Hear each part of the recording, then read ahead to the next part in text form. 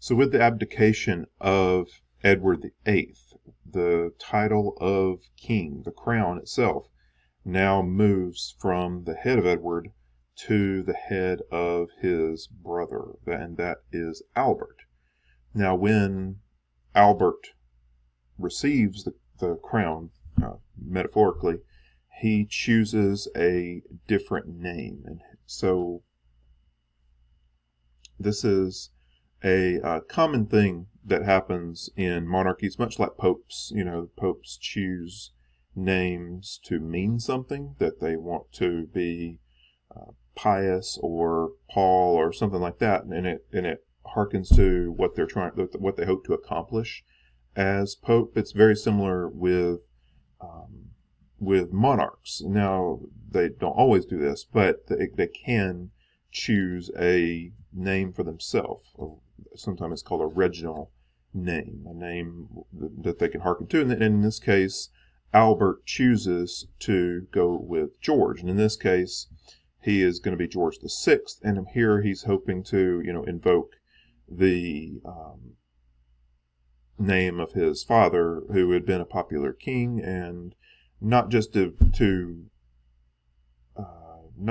ride on the coattails of his father, but that it would be a continuation of that style of rule, at least is what he is hoping to accomplish here. And so his big challenge, so he rules from 36 to 52, and if you know anything about British history, as we've been talking about, those dates neatly encompass World War II, the belligerency of the 30s leading into the latter 40s when we wrap up the war, and then he has some years after that. But basically his reign is going to be dominated by World War II and Britain recovering from World War II just after the war. And so a lot of his reign is going to be dealing with those issues and trying to counsel the prime minister doing that. A lot of his work is going to be very closely done with Churchill as the leader of Britain during the Second World War.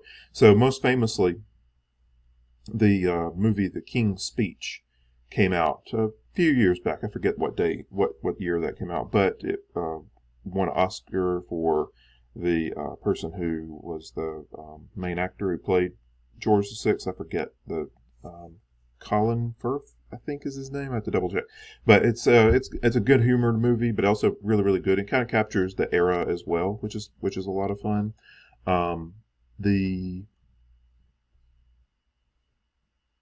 It shows that that him dealing with a speech therapist, he knew that he needed to speak publicly, but he had a stutter, and it came out when he was under stress in particular.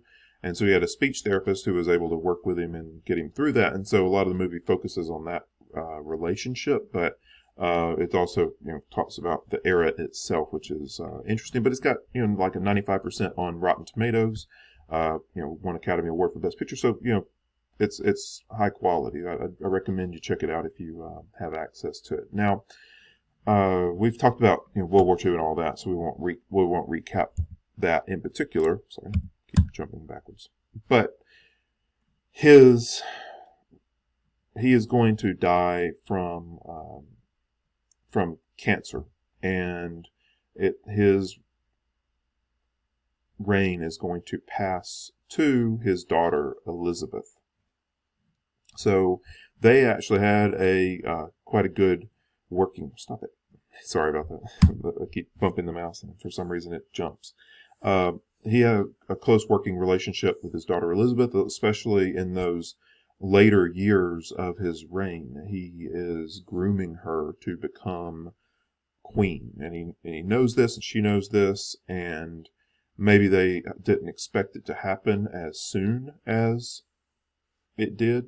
He was, not young, but not old, in relatively good condition. And if you get a chance, you don't have to watch all of The Crown, which is talking about Queen Elizabeth's reign. It's on a Netflix series, The Crown. But those first couple of episodes that sort of depict her relationship with her dad and the things that he taught her, like he gets the red box that has all of the papers of government in it so that he can review and be up to date on everything.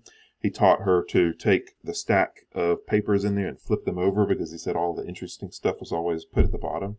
And so, she later does that in the show, and there's just some great moments like that, and teaching her about what the monarchy means, and the importance of service, which has been a big deal in Queen Elizabeth's life.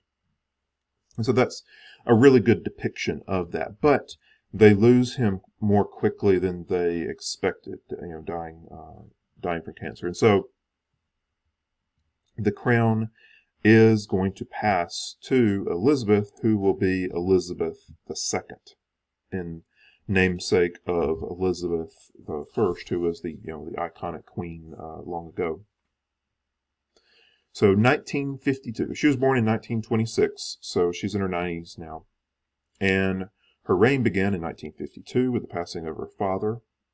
And I have a video, if you want to check it out. It's a nice colorized version. You get to see her coronation, which is really a great thing to get to see that on video. You don't have a lot of, that was one of the first to have a really good for the time, good quality video of a coronation, which is neat. And at this point, she is the longest reigning monarch in British history. She's seen the work of many parliaments, many prime ministers, and you can just imagine the depth of experience that she has. She has known president after president after president in the United States. And it's interesting to think about, because in our world, you have cycles, in the American world. You have the cycle of 4 to 8 years for every presidency, and that's kind of our understanding of how things work. And it's interesting, in the UK, they have that. They have prime ministers that some are there for a year or two, some are there for a lot longer, but they have this continuity under a monarch, especially with long-lived monarchs like Victoria or Queen Elizabeth. And it's kind of an amazing thing to have. It's sort of an institutional knowledge that she has, that she can impart wisdom on the current prime minister. It's currently Boris Johnson, but there's been many before him that have benefited from her experience, because she's been there since right after World War II and has seen a lot and experienced a lot, and has had time to reflect on a lot, which is great. And so in 2015, she became the longest reigning monarch, surpassing the reign of Victoria, and is still going pretty strong today. If you got to see the video that I posted with her remarks about her, special message to the country about the current virus situation, that gives you an example of her, kind of where she is at the moment. So overall, great popularity. Had some difficult times in the 90s with the divorce of her son and Princess Diana, then Diana dying in 1997, and that was a sort of a low point for the monarchy there, and at least in her reign during those years. But there have been a lot of great moments as well. I mean, many state dinners. She's known many U.S. presidents, beginning with President Truman, some 12 presidents, I think. It might be 13 at this point. I'd have to double check. She's known for being a relatively simple person. Most of her, meals are taken with her husband in, their private residence in relatively simple fashion. Begins each day at her desk doing the duties of her work. In 2012, she had her Diamond Jubilee. That was 60 years. And it was the same year as the Olympics that we've noted here in the course as well. So that was a big year.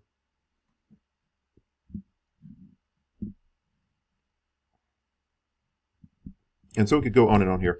I do have a video with basically talking about, it was made around the time of the Queen's Diamond Jubilee, and just kind of recapping some of her life. And so if you want to check that out, that is a good one to get to see there.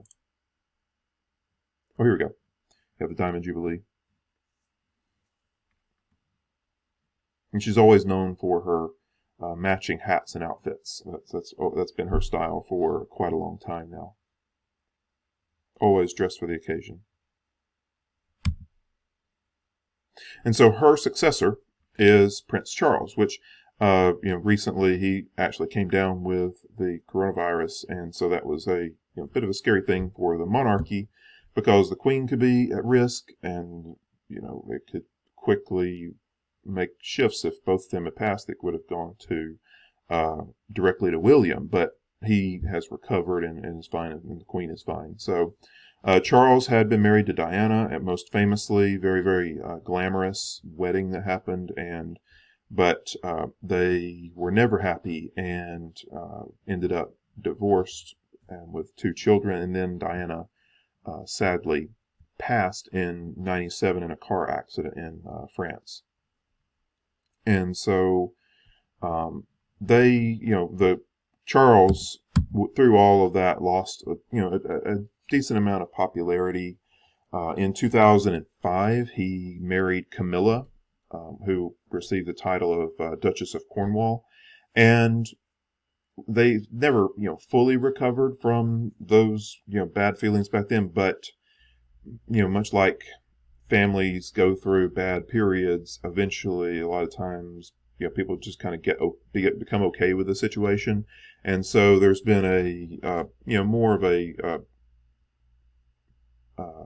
warm feeling towards Charles and Camilla, who's become a working member of the royal family over the years since. And so about 15 years since then now. And so that has been sort of the trajectory of the current heir to the throne. And at this point, he's the longest heir in waiting. He's in his 70s, and so when he eventually does take the crown, if he outlives his mother, then he will be on in years. And so, but he is the longest heir in waiting at this point. So his 2 sons are William and Harry, the sons of he and Princess Diana. And so Prince William is the Duke of Cambridge and is second in line to the throne. And he and his brother grew up, in the media eye. They did get some. The British media is known to be particularly harsh and a bit invasive, but they did give them a little bit of space, through basically college. Although there were some moments where, they might have gotten into trouble a few times, and you can look those up for yourself. But they knew what it was to be in the eye of the media, this new world of media that their dad didn't grow up in. They both served in the military. William was a helicopter pilot who worked along the coast and also served off the coast of Argentina a bit. And Harry served in the army and also served in Afghanistan. There's actually some interesting interview footage where news media went to interview him at their base, and all of a sudden they get the call, and he just takes off in the middle of the interview to go, do his duty with his unit there. But military service is a traditional thing for the royal family, and so that's a big deal there. So William is the second in line to the throne after his dad. And so let me pause there, and then we'll come back and wrap up.